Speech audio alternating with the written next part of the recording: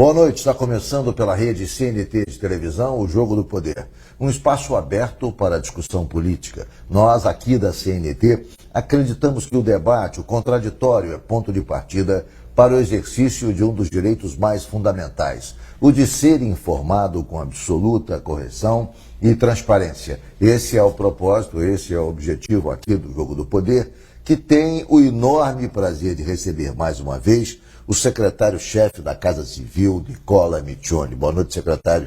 Boa noite, Ricardo. Prazer meu de estar aqui de novo no seu programa. É um prazer recebê-lo aqui e a gente fazendo a linha do tempo da sua primeira participação e agora dessa segunda participação aqui no Jogo do Poder, a gente lembra que naquela época a gente falava do projeto de concessão da SEDAI, da sua formatação, enfim, da expectativa que ele gerou e do resultado. Bom, agora completa-se um ano da concessão da SEDAI, da concessão da distribuição e da coleta de esgoto de várias regiões do Rio de Janeiro. E eu queria saber, quer dizer, que tipo de balanço, que tipo de avaliação você faz do resultado objetivo daquele movimento feito há um ano atrás? Ricardo, na verdade a gente completa agora em abril 2 anos do leilão, né? Sim. Se a gente considerar que a primeira operação iniciou em novembro de 21, né, nós temos aproximadamente um ano e meio. Um ano e meio. Da primeira operação, os blocos, 2 dos 4 blocos, um terceiro bloco entrou em operação em fevereiro de 22, completou agora um ano, e o último bloco, o remanescente, que foi leiloado ao final de 21, entrou em operação no final do semestre do semestre do ano passado, né? Então ainda está ali com menos de um ano. Sim. E o balanço que se faz numa operação de 35 anos é positivo. Você tem investimentos já realizados que garantiram, por exemplo, em 2 dos 4 blocos, acesso à água encanada pela primeira vez na vida a 250 mil pessoas. Você tem balneabilidade em praias da Baía da Guanabara que há décadas não se via. Você tem uma lâmina d'água na Lagoa Rodrigo de Freitas que não se via também há décadas. Isso com pequenas manutenções. Se você olhar pelo lado das soluções que já ocorreram, você vislumbra que com um ano e pouco desse processo tem muito a acontecer nos próximos anos. Os grandes investimentos ainda estão para ocorrer, estão se iniciando ainda. Obviamente que você tem um lado negativo, apontado por alguns consumidores de aumento de tarifa. Você tem isso muito em função do ajuste de hidrômetros. Obviamente que há situações também a serem corrigidas, pode-se ter erros, obviamente, mas quando você olha o balanço entre os benefícios que já foram gerados e os problemas que têm sido reportados, e problemas reportados num ambiente jornalístico muito mais rigoroso. Quando você olha, por exemplo, Ricardo, o ambiente das concessionárias de energia elétrica, concessionados já há décadas, e vê os problemas que nós temos hoje, eles ainda são muito maiores do que a concessão. Mas é exatamente isso, secretário, que traz um pouco de apreensão. A concessão do serviço elétrico, o resultado é o pior possível. Exatamente. A Enel presta o pior serviço possível na distribuição de energia, acho que no Brasil, no mundo. Falta energia em várias cidades do estado do Rio de Janeiro. Recentemente, o deputado Max Lemos entrou com um pedido de CPI no Congresso Nacional. O deputado Quaquá, junto com o prefeito Fabiano, foi à Agência Nacional que regula as concessionárias de energia elétrica, também protocolar uma queixa sobre a péssima qualidade do serviço prestado pela Enel. Bom, esse quadro desalentador que traz uma expectativa e uma apreensão muito grande em relação também ao serviço de distribuição e coleta de esgoto. O grande ponto é fiscalização. Uma fiscalização firme do poder concedente e das agências reguladoras. Se você olha o cenário das concessões de energia elétrica, por exemplo, você vê claramente, inclusive agora, a meu juízo, em que as renovações elas não observam toda a problemática do Estado ou dos estados. Você tem a Light hoje com um apontamento de renovação em que há um estrangulamento do caixa. Isso vai gerar menos investimento. Quer dizer, há necessidade da bancada federal conversar mais com a agência reguladora, porque menos investimentos das concessionárias de energia significa menos investimento da indústria no Estado, isso gera efeitos ruins para o Estado, de modo que a gente tem que ter mais fiscalização. Em relação às concessionárias de água, o que a gente tem é uma Genesa que está se fortalecendo. Está havendo fiscalização? Está havendo fiscalização e cobrança. Eu estou perguntando porque houve uma audiência pública na Alerj em que o deputado lá de São Gonçalo, que é da base aliada do governador, fez um protesto veemente contra o serviço prestado pela Águas do Rio, dizendo que só foram instalados hidrômetros em São Gonçalo, que não houve avanço. Ele desafiou, eu assisti a audiência pública, ele dizia, não, olha, não houve nenhum avanço, eu estou aqui, vocês não colocaram água em nenhum bairro de São Gonçalo até agora, vocês colocaram hidrômetro. Quer dizer, esse tipo de cobrança, como é que o senhor encara isso? Absolutamente natural, e acho até saudável, né? Em diálogo até com as concessionárias, elas apontam, se vamos mostrar assim, que informados os investimentos e o que está sendo feito. Então, acho que o Poder Legislativo deve sim cobrar, é função do Poder Legislativo cobrar, a Genesa fazer esse reforço de fiscalização. O Estado está de olho e está cobrando. De olho, cobrando o cumprimento do contrato. A contrapartida de investimento está sendo cobrada. O Estado recebeu há 3, 4 semanas o prêmio de melhor modelagem. Sim, a Bolsa de Valores de São Paulo concedeu esse prêmio ao trabalho de modelagem. No dia seguinte, a gente reuniu a equipe lá na Casa Civil e disse assim, esse prêmio já fica ali no armário. Sim. Entregamos ao governador, ele é o grande líder desse processo, o governador Cláudio Castro, e assim, o nosso projeto não é ser a melhor modelagem, é ser a melhor gestão do contrato. Porque a gestão significa o resultado final da concessão. E criamos imediatamente uma superintendência específica da gestão do contrato, coordenamos com pessoas qualificadas e teremos uma fiscalização muito dura, porque queremos ter a melhor gestão. Não podemos matar o projeto por alguns erros no começo. A gente tem muito mais resultados positivos do que negativos. Isso não exclui a cobrança. Isso será feito. Então, o nosso compromisso é de ter a melhor gestão.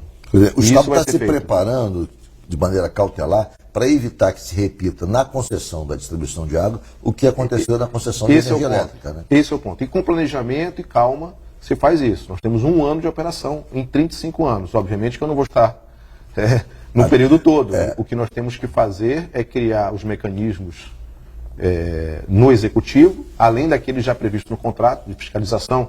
Você tem no contrato a participação popular nas coordenadorias de fiscalização que foram implementadas agora, no final do ano passado. Você tem o Ministério Público olhando, o Tribunal de Contas, você tem a Assembleia Legislativa e você tem um compromisso. Ninguém assina um contrato de investimento, são aproximadamente 32 bilhões de reais que serão investidos obrigatoriamente.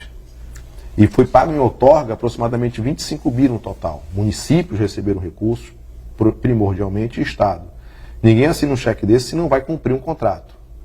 Então a gente crê e acredita que os contratos serão cumpridos. Repito, erros iniciais comparados aos acertos e aos investimentos que estão sendo realizados, eles são absolutamente naturais. Quando comparamos a qualquer outra concessão, outras no Estado, a gente vislumbra muito mais perspectiva de acerto do que de erro. Secretário, lá na Barra da Tijuca, a Iguá é vencedora daquele lote, portanto, há uma outra discussão, uma outra polêmica em relação àquele assunto. O contrato de concessão prevê investimentos para a despoluição daquele complexo lagunar de 250 milhões. Mas o Estado vai fazer um investimento suplementar de 1 bilhão, pelo menos anunciou algo parecido, na despoluição. Os críticos do contrato dizem assim, por que esse investimento não estava, então, se 250 milhões são insuficientes para despoluir a Bahia, agora se constatou que é necessário investir 1 bilhão, por que isso não foi previsto, então, no momento da concessão? Como é que o senhor vê esse tipo de crítica? Na verdade, esses 250 milhões eram previstos num TAC com o Ministério Público. Sim. Era o dado objetivo que se tinha. Sim. Algumas obrigações, em termos de despoluição, não são somente das concessionárias, continuam dos municípios e do Estado. Continuou? Continuou. Você tem... A despoluição não foi inteiramente, digamos, entregue à concessionária por conta do contrato? Não. Você tem mecanismos que precisam ser implementados de controle sobre o que é despojado na Baía do Guanabara, por exemplo, e nos rios, nas lagoas, mas você tem ações dos municípios complementares. Sim. Aquele dado de 250 milhões são informações específicas de um TAC que foi celebrado, então um dado objetivo celebrado com o que havia de é dado o que está lá de objetivo. dado objetivo. Então a gente sempre tratou a concessão como, a gente usava uma frase que o ótimo é inimigo do bom. Sim. Se a gente tivesse que aprofundar dados muito específicos, a gente estaria discutindo modelagem até hoje. E não teria os ganhos que tivemos. Sim, sim, né? sim.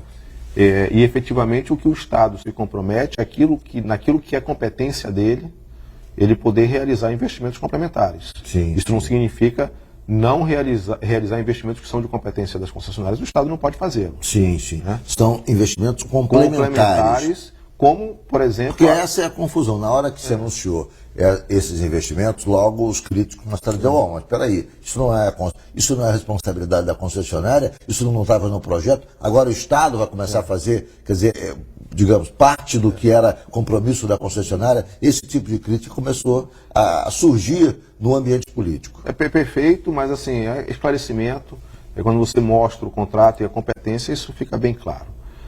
O que a gente tem que ter muito cuidado é não matar o investimento. Sim. Esse é o grande ponto. Uma operação que já trouxe quase 10 mil empregos para o Estado. A SEDAI não se diminuiu, a SEDAI continua uma empresa forte, uma empresa melhor. Sim. A SEDAI passa a ser uma empresa com valor de mercado, onde se discute agora grandes investimentos. Você tem o investimento do Guandu 2, que é de aproximadamente 2 bilhões de reais, que vai garantir segurança hídrica para o Estado do Rio de Janeiro pelos próximos 2 bilhões de investimento no Guandu 2, uma obra que vai garantir segurança hídrica. Essa obra, secretário? Inicia neste ano ainda. Então, mas está na fase de elaboração. Vai digital, dobrar a capacidade de fornecimento de água? Garante a segurança hídrica do Estado do Rio de Janeiro pelos próximos 30 anos. Secretário. Você tem no verão, por exemplo, problemas sérios de fornecimento de água. Agora mesmo no verão, alguns bairros tiveram problemas, principalmente na Baixada, e a culpa não é das concessionárias. A culpa é incapacidade em função do calor de fornecimento de água, que ainda é uma competência da SEDAI. A Baixada tem o problema de ponta de linha, não chega com pressão, a água não... Aí teriam que fazer elevatórias para dar pressão à linha. E para isso é fundamental uma SEDAI forte. Uma SEDAI com investimentos. Pela primeira vez a SEDAI volta a fazer investimentos. Já que o senhor está falando na SEDAI, eu vou então já querer saber um pouco mais. Fala-se, o senhor pode falar no próximo bloco, a gente vai ter que fazer um intervalo, mas fala-se na possibilidade da SEDAI ser privatizada, a SEDAI mesmo no segundo semestre. A abertura do capital da SEDAI, que seria a abertura, já que ela é 100% estatal, ou pelo menos a abertura para a iniciativa privada, que seria uma privatização, uma semi-privatização. Eu queria que o senhor explicasse um pouco mais sobre isso. O governador falou en passant sobre esse projeto, não esmiuçou, não deu detalhes. Eu queria saber o que nós temos de concreto até agora sobre esse processo de abertura do capital da empresa. Vamos a um rápido intervalo e o Jogo do Poder volta já já.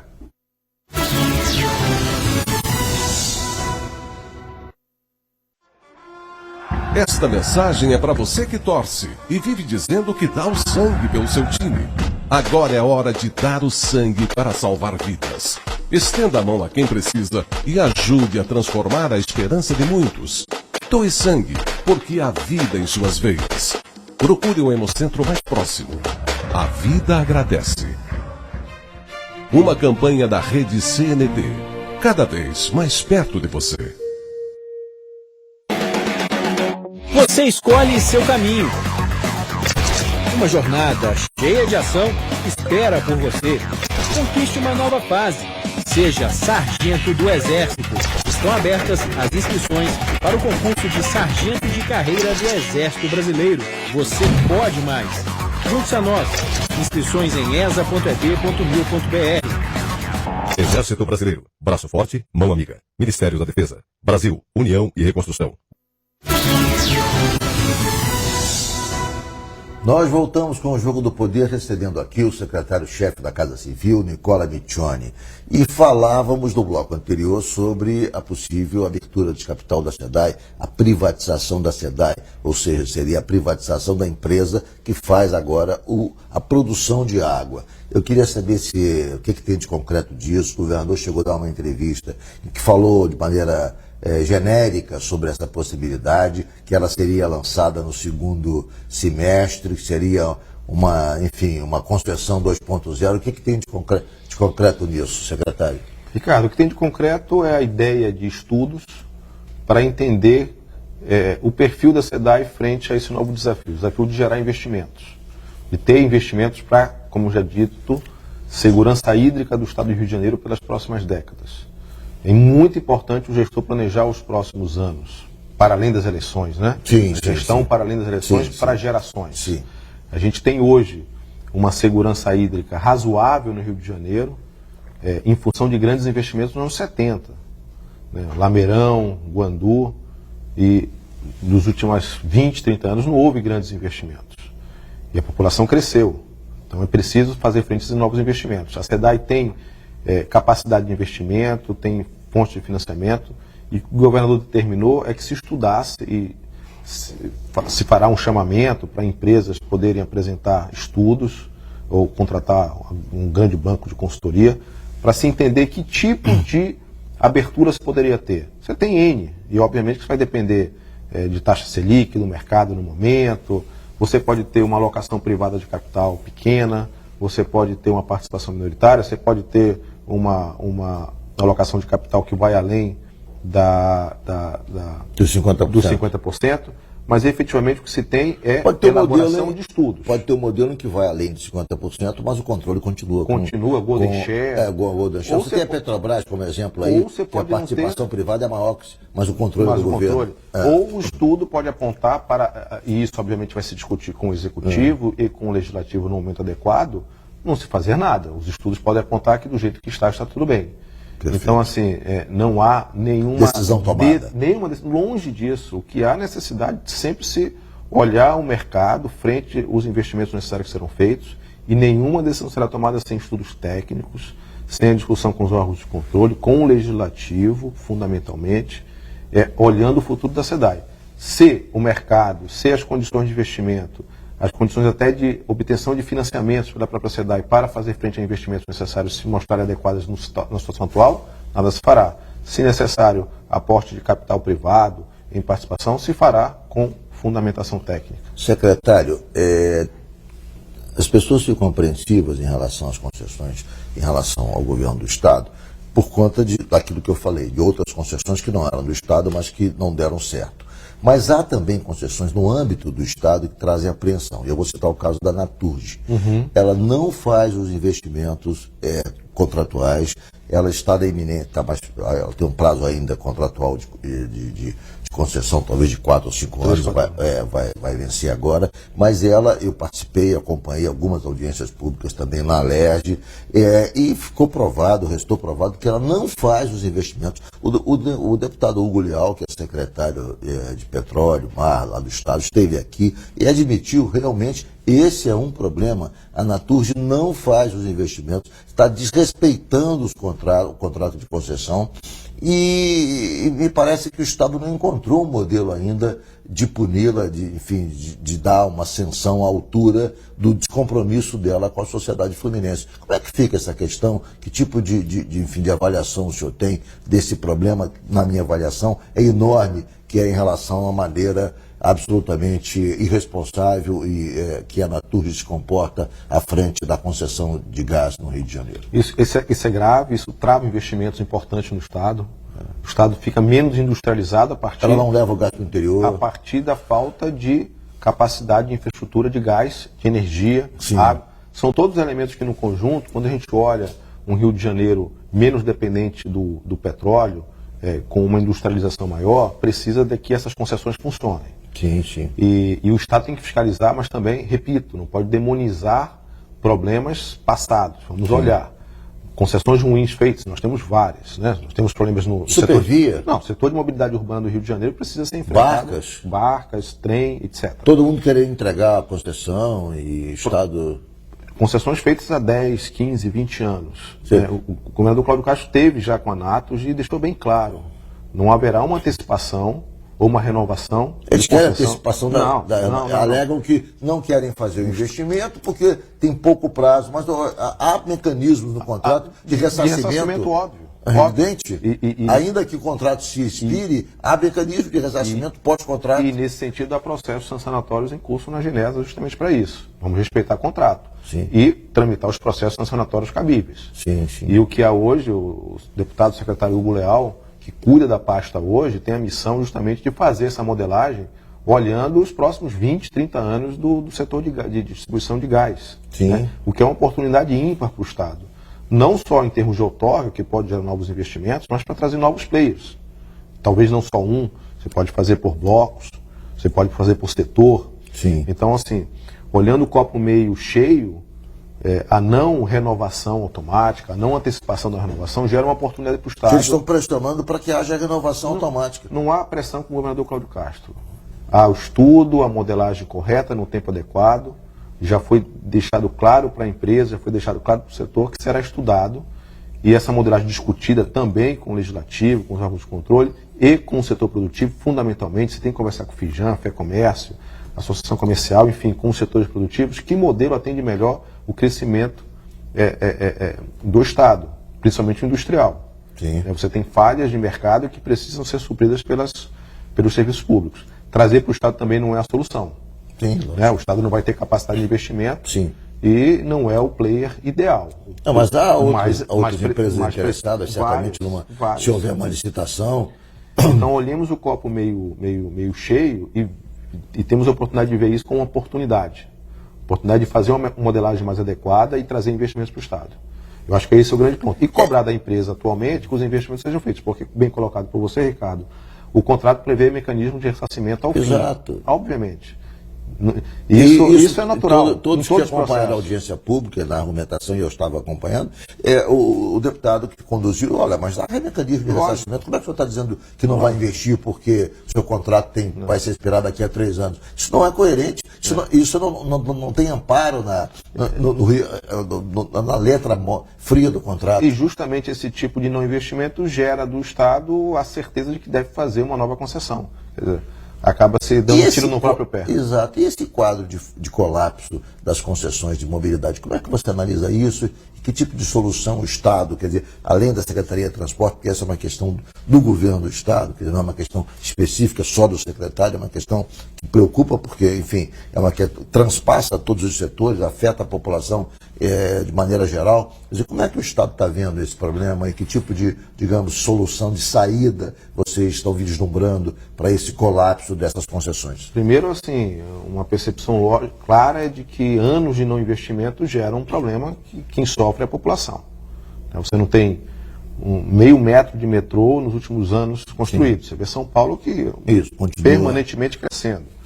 Então você tem uma estrutura de mobilidade urbana na região metropolitana, não só na cidade, mas na região metropolitana, que concentra a maior parte da população do Estado, aproximadamente 13 milhões de pessoas na região metropolitana, dos 17 milhões Sim. de cidadãos fluminenses. E você não tem novas linhas de metrô, investimentos errados, a meu juízo. Você tem a construção de uma estação na Gávea que efetivamente não tem fluxo de passageiros que gera equilíbrio econômico financeiro para aquele operação. Ela está lá, né? Está lá, tem que ser resolvido. Vai ter que ser resolvido. Aquele buraco lá com água e tal. Vai ter que ser resolvido a custo de desequilíbrio econômico, mas conta para o Estado, efetivamente. Porque você tem, quando em operação essa linha, se entrar em operação, você não vai ter um fluxo de passageiros que gera equilíbrio econômico e financeiro. Isso gera reequilíbrio e essa conta é paga pela população e pelo Estado. Sim, sim. Você tem uma concessão desorganizada nesse sentido. A Secretaria de Transporte, o secretário Washington Reis, desde que chegou, tem se debruçado, as conversas avançaram, se vislumbra já uma solução de retomada das obras da estação da Gávea. Isso é importante até por segurança. Por segurança. Por segurança. Dizem que aquele buraco lá com água, aquilo ali, de alguma maneira, a longo prazo, pode oferecer perigo. No longo prazo ele precisa ser resolvido. No curto e no médio prazo você tem laudos que mostram sob controle. Obviamente que o Estado tem que trabalhar com 2, 3 passos antes. Você tem a situação de barcas, que está se elaborando um novo edital para, em 24, possivelmente, você ter um novo operador e entender que tipo de operação barcas tem que ter. Mudou toda a operação, você não tem o fluxo de passageiro que se tinha antes, você tem linhas deficitárias, você tem grandes embarcações para cobrir pequenos trechos. Sim. Então você tem um contrato que prevê um fluxo de embarcações logicamente inapropriadas para o tamanho do fluxo de passageiros, gera desequilíbrio, essa conta depois vem para o Estado.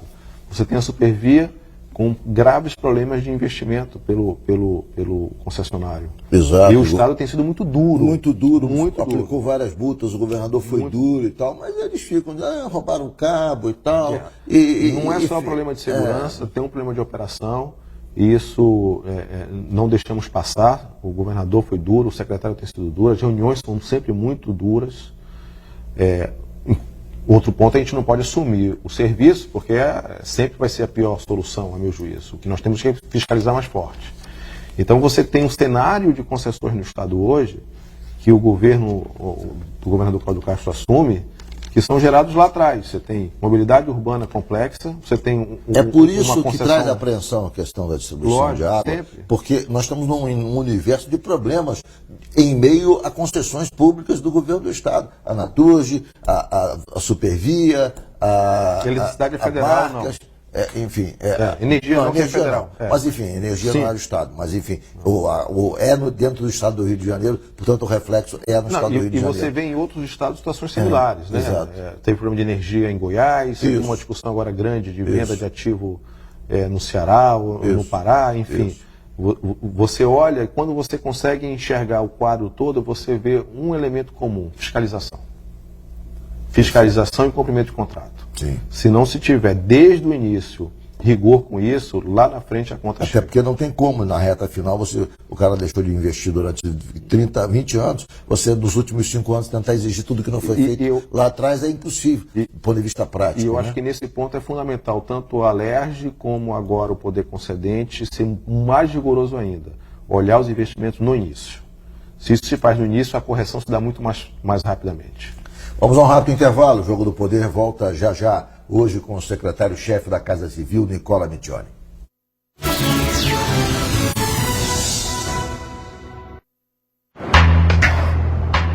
Você aí que completa 18 anos neste ano, o dever te chama. Você tem que fazer o seu alistamento militar. O prazo vai até 30 de junho. E o melhor jeito de você se alistar está em suas mãos, o seu celular. Baixe o aplicativo do Exército Brasileiro ou acesse o site alistamento.eb.mil.br. Aliste-se, o dever te chama. Tem alguém lá em cima que te conhece pelo nome. Ele pode ter as respostas que você não encontrou ou as perguntas que ainda não fez e transformar obstáculos em degraus. Está na hora de descobrir que o amor é mais importante que as conquistas e que é possível nascer de novo em qualquer parte da vida. Tem alguém lá em cima que quer segurar a sua mão e dizer: levanta, você não está sozinho. CMT, um canal de esperança.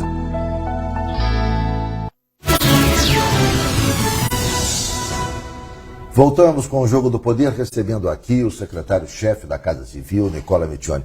Secretário, nessa semana, o ministro dos Portos, Márcio França, lançou a possibilidade de se fazer uma nova licitação do aeroporto do Galeão, embutindo também o aeroporto de Resende, que hoje foi concessionado, foi passado à administração da Prefeitura por 35 anos, mas a Prefeitura não tem capacidade de investimento. Mas, segundo o ministro, essa inclusão do aeroporto de Resende mudaria a configuração do bloco e permitiria que a Changi, a empresa de Singapura, participasse novamente da licitação e aí eventualmente pudesse vir a ganhar a licitação com um valor menor do que aquele valor fixado quando ela ganhou a primeira vez a licitação do Galeão. Há quem critique, hoje tem uma matéria, inclusive no Globo, de vários especialistas dizendo que não é possível fazer a licitação do Galeão desacoplada da licitação do Santos Dumont, porque, enfim, um aeroporto complementa o outro, enfim, o aeroporto de Resende não tem peso comercial nenhum,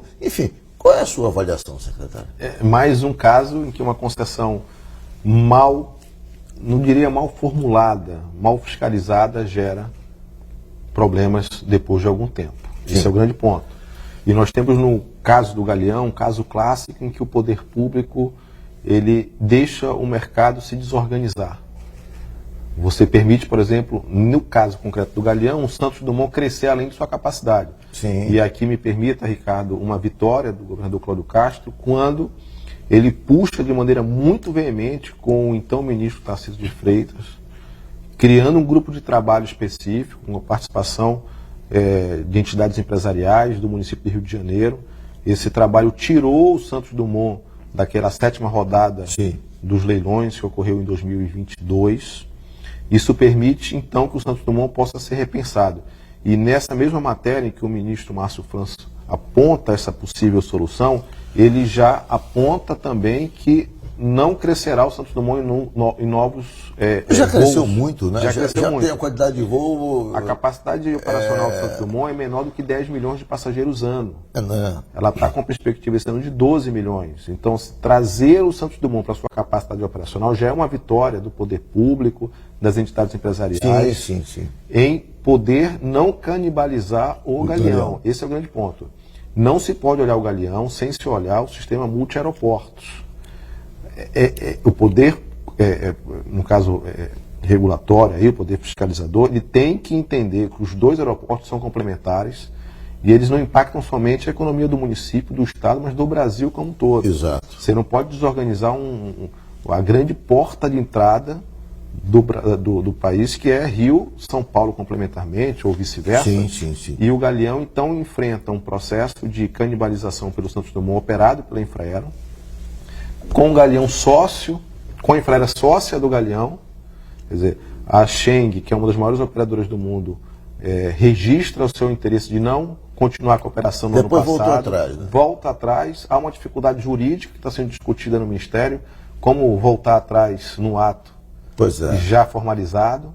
E se tem essa solução agora de incluir o aeroporto de Resende, é uma novidade para a gente.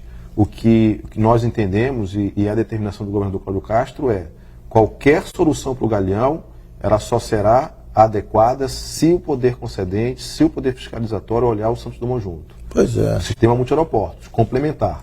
O Estado do Rio de Janeiro fez uma proposta para a ANAC, o grupo de trabalho foi retomado agora, juntamente, represento lá, juntamente com o secretário Chico Bulhões, no caso do município do Rio de Janeiro. E o município do Rio de Janeiro tem uma proposta que limita do ponto de vista de quilometragem, o Estado tem uma diferente em relação a pontos de conexão, mas primordialmente as duas propostas têm em comum o Santos Dumont com uma capacidade operacional menor do que a que tem hoje. Sim. Não matando o centro do Rio de Janeiro, não matando a operação do Santos Dumont, mas devolvendo ao Galeão alguns voos, né? Os voos que eram previstos originalmente. Foram quase todos transferidos. Hoje você. Então, assim, até voos internacionais, quando você vai comprar, digamos, é óbvio que a escala é em São Paulo, mas você põe Rio, Miami, a partida é do Santos Dumont, do Galeão, é do Santos Dumont, São Paulo e aí Miami. O modelo está desorganizado. E aí não é só uma questão de turismo, é uma questão de desenvolvimento industrial do Estado. Né? Você tem um setor de cargas importante no Galeão. Também, da parte da operadora, a importância de se fazer investimentos. E o que a gente percebe nos últimos meses é que a operadora do Rio Galeão começa a fazê-lo também. Há uma construção de um setor ali de serviços, de um shopping, algo assim. Sim. A gente começa a ver que outros aeroportos no país também o fizeram. Né? Você tem Florianópolis, Fortaleza, Salvador, que os aeroportos foram modernizados para além do transporte de passageiros.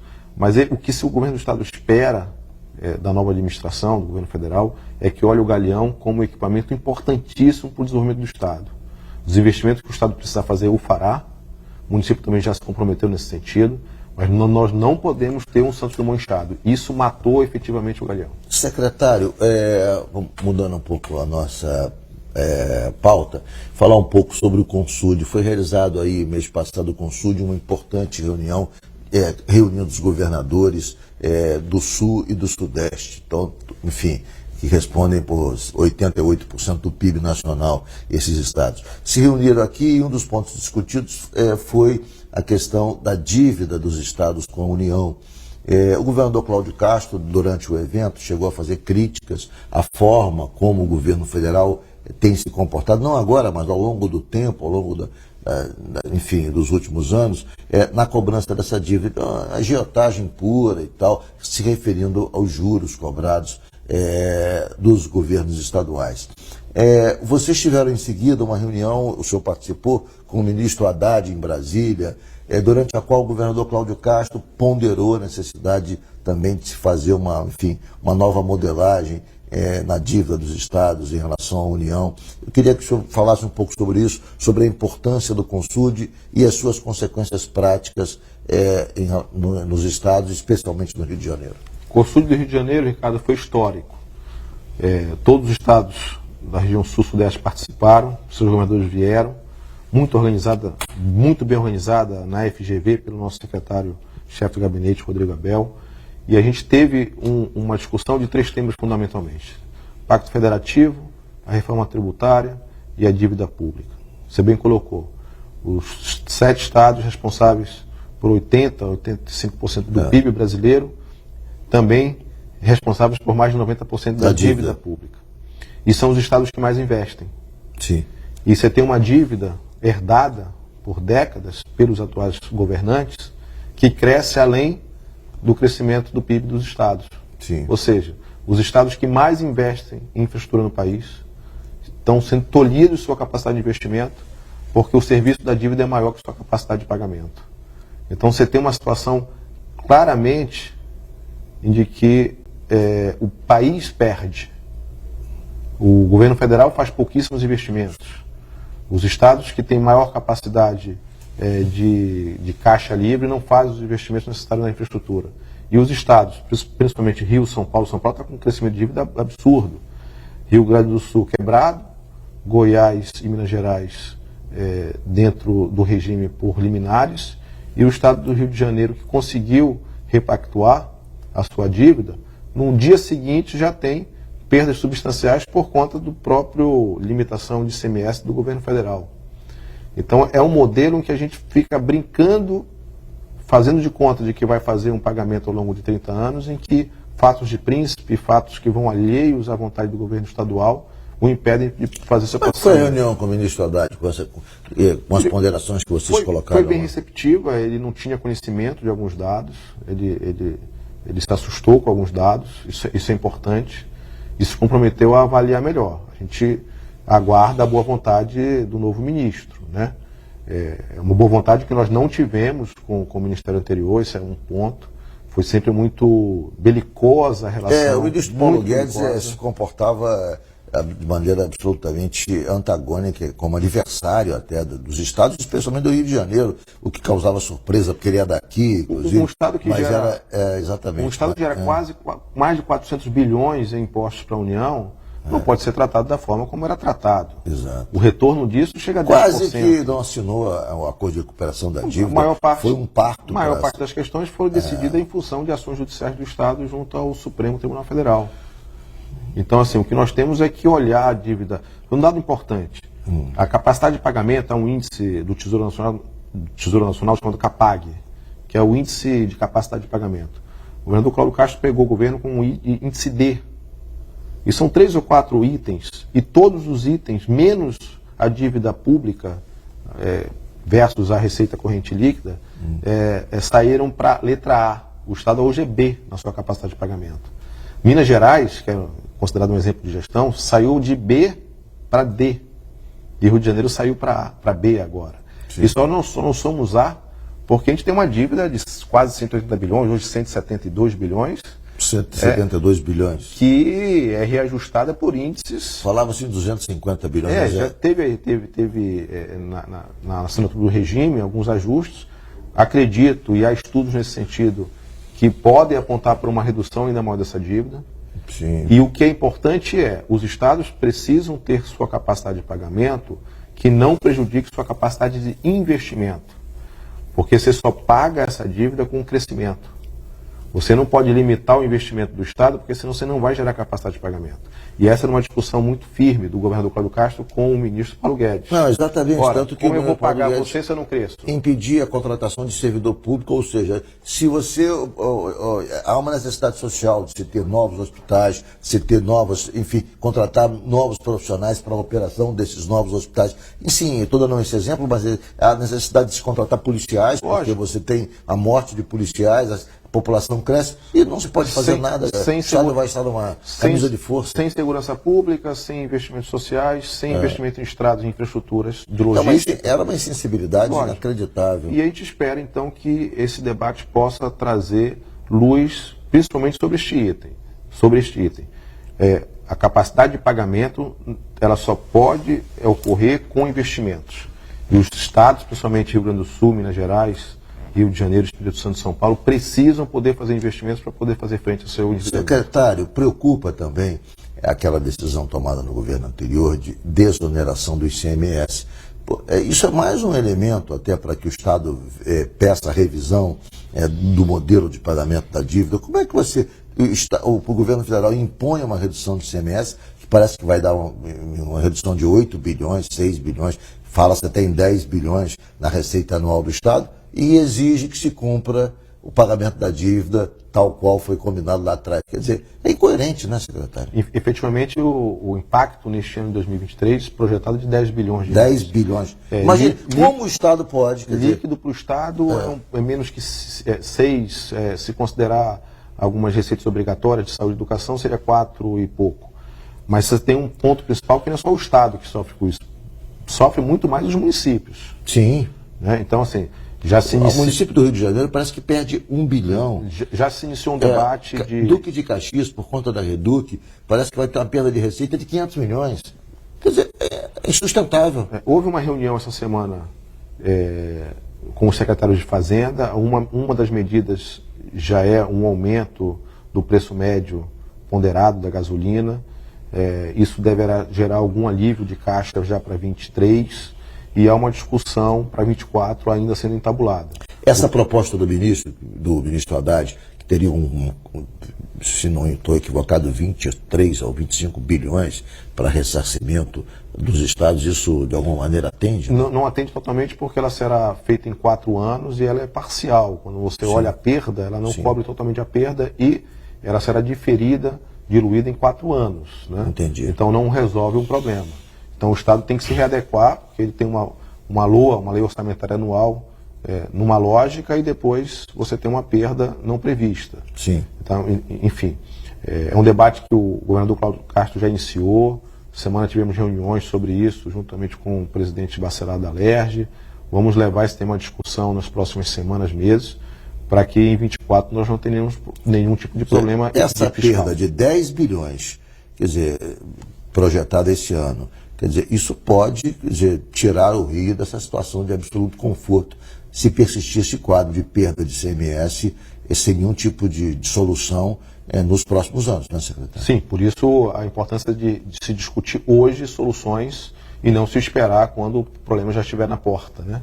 Senão 24 pode ser complicado. Senão, né? 24, 25, o que o governador sempre trabalha é com responsabilidade fiscal. E com isso enfrenta algumas discussões até impopulares, de aumento, de algumas demandas de classes, né? Você tem discussões importantes como o piso salarial. Sim. Você não pode adotar medidas que muitas vezes são até bem populares, bem,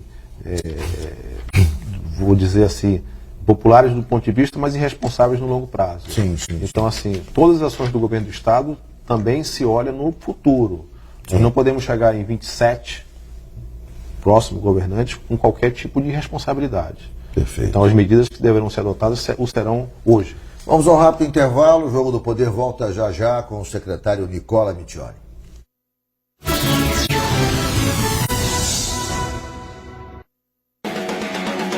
Você escolhe seu caminho. Uma jornada cheia de ação espera por você. Conquiste uma nova fase. Seja sargento do Exército. Estão abertas as inscrições para o concurso de sargento de carreira do Exército Brasileiro. Você pode mais. Junte-se a nós. Inscrições em esa.eb.mil.br. Exército Brasileiro. Braço forte, mão amiga. Ministério da Defesa. Brasil, União e Reconstrução. O que é que tem asas, pico e carrega uma bomba? Não é um avião de combate. É o Aedes aegypti, o mosquito da dengue. Ele está cada vez mais poderoso. Você tem que ajudar a combater este inimigo, não acumulando água parada e lixo. Nesta batalha, sua atitude é fundamental para detonar a dengue e o Zika. Faça sua parte. Rede CNT, cada vez mais perto de você.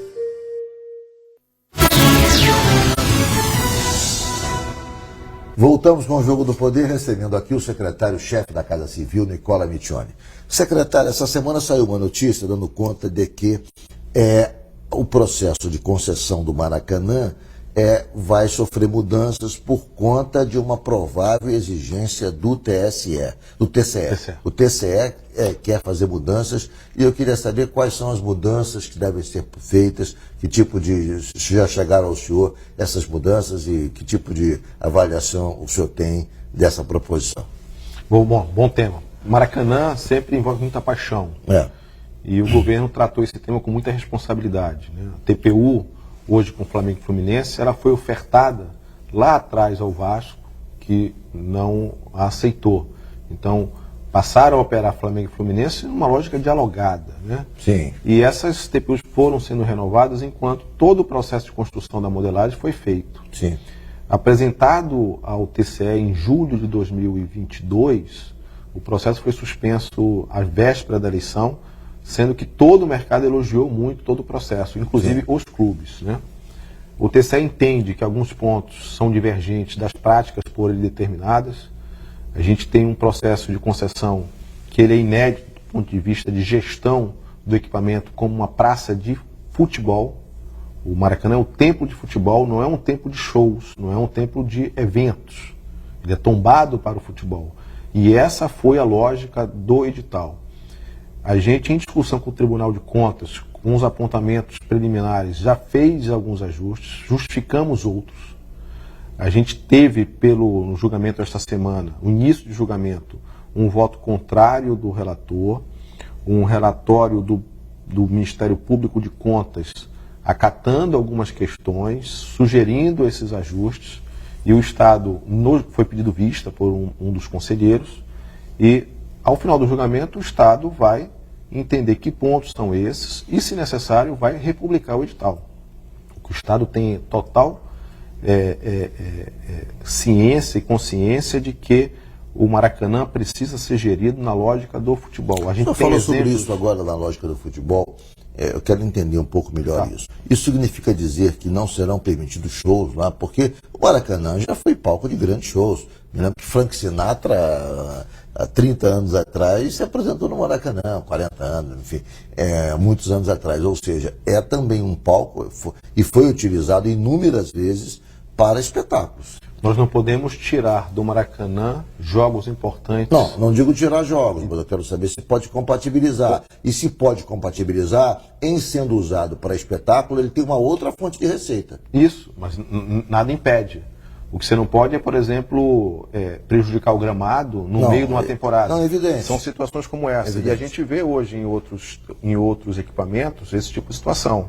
Sim. Nós não podemos tirar os grandes clubes do Rio de Janeiro em fases importantes de Libertadores, Copa do Brasil, É evidente que a primazia é do futebol, mas daí a preferência é do futebol, mas não impede que haja em momentos de interregno, de campeonatos esse é o grande ponto. ser utilizado para outros eventos. E por isso o edital prevê como qualificação técnica e pontuação o número de jogos previamente na habilitação. Esse é o grande ponto. Né? Esse é o ponto, esse é o ponto. O número de jogos. A discussão sobre o calendário por quem opera, junto com quem realiza os jogos. Esse é o grande ponto. Porque senão você vai ter um operador eminentemente privado que vai impor aos clubes. Sim. Você não vai poder jogar aqui em agosto. Porque eu vou fazer um show. Porque eu vou fazer a temporada dos Rolling Stones no Brasil. E em outros estados tem acontecido. Perfeito. E aí você vê Palmeiras. E você tem uma outra situação que é entrar na receita dos clubes, o que indevidamente tem gerado, por exemplo, você pega o exemplo do Mineirão aqui. O Cruzeiro apontou que não vai mais jogar no Mineirão. O Atlético Mineiro vai jogar no seu estádio. O Mineirão vai ficar um elefante branco. Sim. Né? Você pega o Castelão em Fortaleza, é um estado pessimamente cuidado, Sim. gramado horrível, dá prejuízo. Você tem um Maracanã hoje, no modelo atual e no que está sendo proposto, é um equipamento que vai se manter moderno com respeito aos jogos de futebol. E tem sido um espetáculo ver o Maracanã sempre cheio. Esse é o ponto. O Estado vai acolher as determinações do TCE naquilo que não prejudicar o grande ponto, que é uma modelagem que permita que os clubes joguem. E não aquela que vai sugar os clubes ou gerar uma incapacidade dos clubes participarem dos jogos no Maracanã. Se isso acontecer, eu acho que a gente tem, nos próximos meses, um edital e uma licitação correndo. Que, digo, no modelo anterior, inclusive, foi elogiada por todos os clubes. Todos os clubes estavam aptos a participar.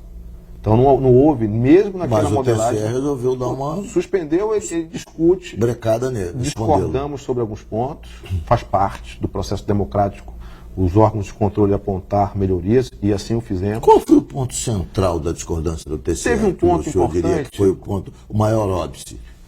A pontuação em relação à classificação de jogos, ao número de jogos, isso foi ajustado.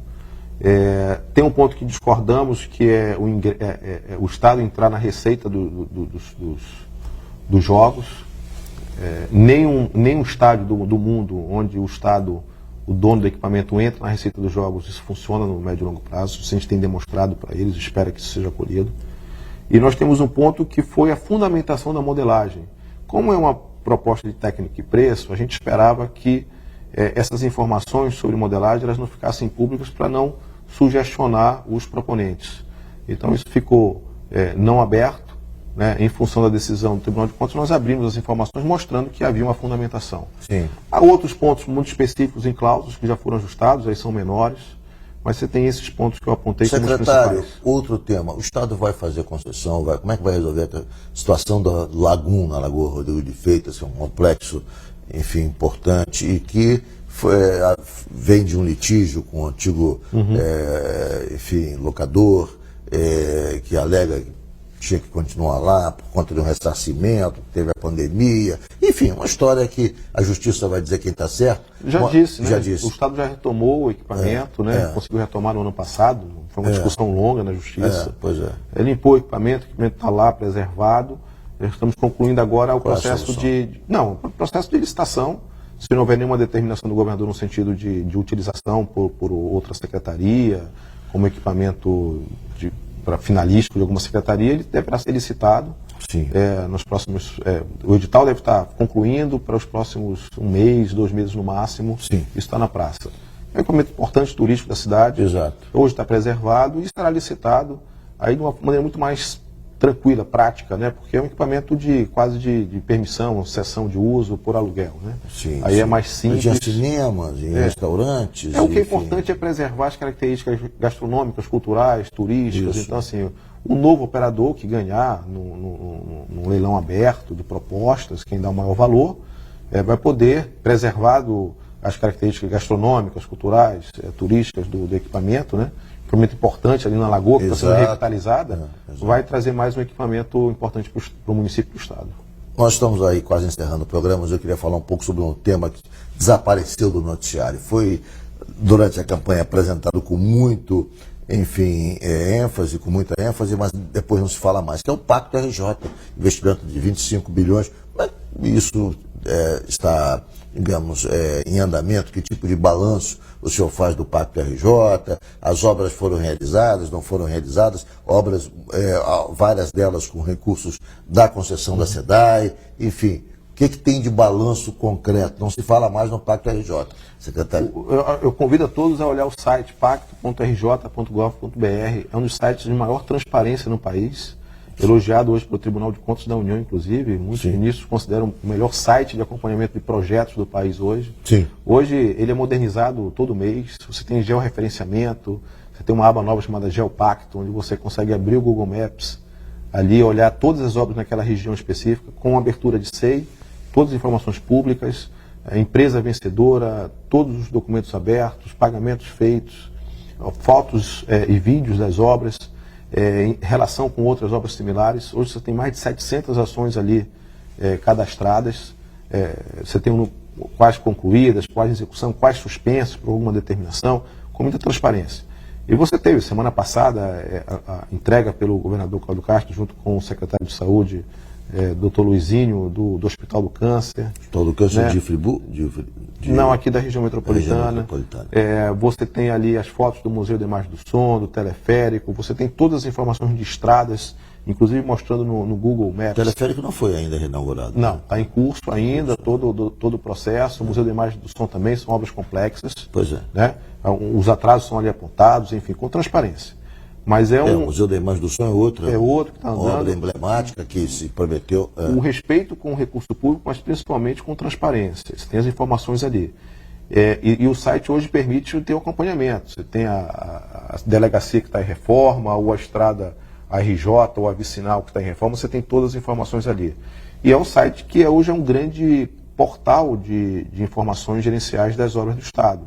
Né? Então, diria que é um pacto, é um conjunto vivo de informações sobre o Estado. Sim. Obras que eventualmente deixaram de ser prioritárias ou não mais seguirão por alguma definição, eles podem muito bem sair do site ou do pacto e outros ingressarem. Não há um engessamento. Sim, o pacto sim. é um instrumento vivo. O senhor falou em duas obras que são emblemáticas, que é o Museu da Imagem do Som e o Teleférico. E o senhor tem alguma previsão de quando elas serão entregues? O Museu da Imagem do Som, a previsão de conclusão é ainda este ano. O trabalho de museologia já está em curso. As obras físicas, houve problemas, principalmente com um dos contratos, são 7, se não me engano, contratos autônomos. Sim. Porque você tem estruturas metálicas, você tem estruturas de fachada, empresas estrangeiras, então você tem discussões sobre retomada de contratos internacionais específicos. Sim. Não está sendo uma obra simples de gerenciamento, né? Então já houve um atraso, a previsão é este ano ainda. E o teleférico? O teleférico, a nova Secretaria de Obras assumiu agora o teleférico. Você já está em curso com a empresa Poma, um trabalho de Portugal, né? Da França. Da França. Da França. Um trabalho de novos equipamentos. Sim. É um equipamento muito importante porque ele é simbólico. Sim. Ele está sendo priorizado pela nova Secretaria de Obras para que seja concluído em breve.